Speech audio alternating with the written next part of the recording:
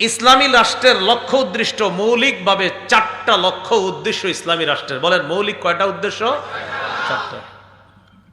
সূরা হজের 41 নম্বর আয়াতে আল্লাহ বলেন, আল্লাযীনা ইম্মাক্কান্নাহুম ফিল আরদি আকামুস সালাহ ওয়া আতাউয যাকাহ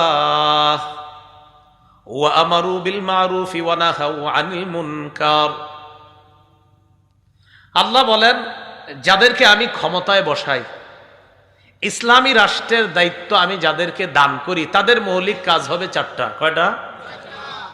1 নাম্বার আকামুস সালাহ, নামাজ কায়েম করবে। কি কায়েম করবে? তাহলে দেখেন, রাষ্ট্র ইসলাম হয়ে গেলে মুসলমানরা অন্তত নামাজ ছাড়তে পারতো না, হয়তো সরকার পিটাইতে দইরা।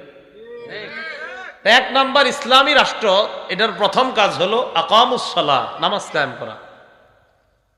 2 নাম্বার ও আতাউয যাকাহ, যাকাত দেওয়া। 3 নাম্বার ও আমারু বিল মা'রুফ, সৎ কাজের আদেশ করা। 4 নাম্বার ও নাহাউ আনিল মুনকার, অসৎ কাজ থেকে নিষেধ করবে। এখন রাষ্ট্রপ্রধান যদি মুসলিম হয় আর ইসলামী রাষ্ট্র যদি হয়, তখন মানববন্ধন করে ইফটিজিং বন্ধ করা লাগতো না, 2 দিনে ইফটিজিং বন্ধ হয়ে যেত।